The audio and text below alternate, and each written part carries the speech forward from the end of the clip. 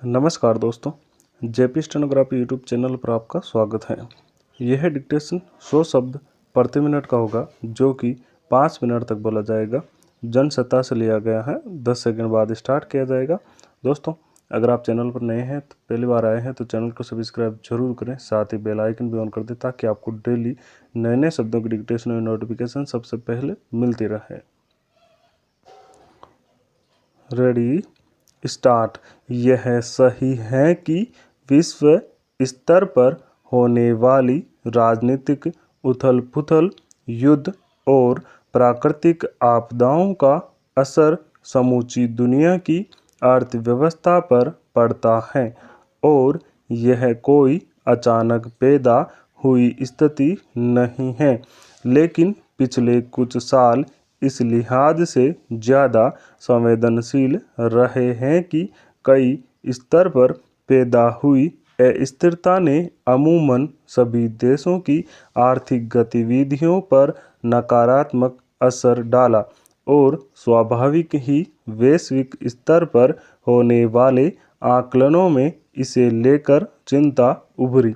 इसी सिलसिले में विश्व बैंक ने जिस तरह वैश्विक अर्थव्यवस्था की वृद्धि दर में गिरावट आने की आशंका जताई है, अगर वह उसी अनुपात में सचमुच हुआ तो पहले से ही बहुस्तरीय संकटों का सामना करने वाले देशों के लिए कई चुनौतियां खड़ी होंगी।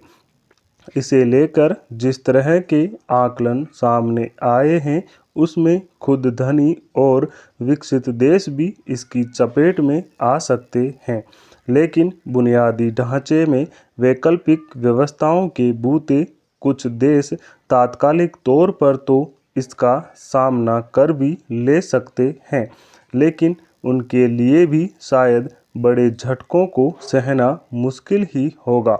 असली संकट वैसे देशों के सामने आ सकता है जो पहले ही कई स्तर पर आर्थिक संकट का सामना कर रहे हैं। इसके बरकस कुछ गरीब या विकासशील देश तो अपनी बुनियादी ज़रूरतों के लिए भी ताकतवर और धनी देशों पर निर्भर हैं। दरअसल पिछले 3-4 सालों के दौरान देशों को बुरी तरह प्रभावित करने वाले जैसे हालात पैदा हुए। इसका असर स्वाभाविक ही था। पहले महामारी के असर से उपजी त्रासदी और इसका दीर्घकालिक प्रभाव, इसके बाद पूर्णबंदी और उसकी वजह से दुनिया भर में अर्थतंत्र का एक तरह से ढह जाना। फिर जब कोरोना का जोर थमा और तमाम देश इससे उबरने की कोशिश में थे कि इसी बीच रूस और यूक्रेन में युद्ध शुरू हो गया।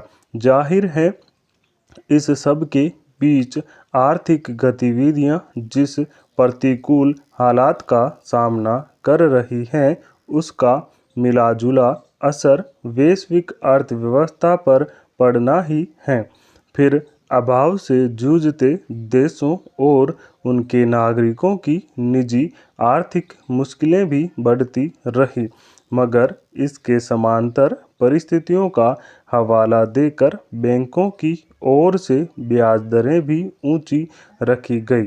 विश्व बैंक दरअसल दुनिया के 189 देशों में गरीबी उन्मूलन की नीतियों पर काम कर रहा है।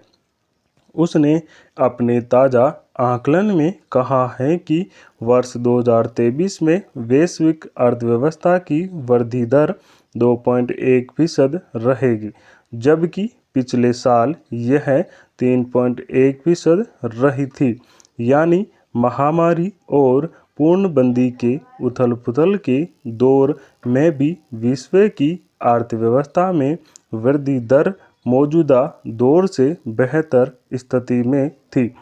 यह छिपा नहीं है कि कोरोना महामारी की घोषणा के बाद दुनिया के लगभग सभी देशों में उसके संक्रमण से बचाव के लिए जिस तरह की पाबंदियां लगाई गई उसका सीधा असर वैश्विक आर्थिक परिदृश्य पर पड़ा। इस दौरान लगे झटकों से बहुत सारे वैसे क्षेत्र अब भी नहीं उबर पाए हैं जो किसी देश की आर्थिक रीढ़ हुआ करते थे।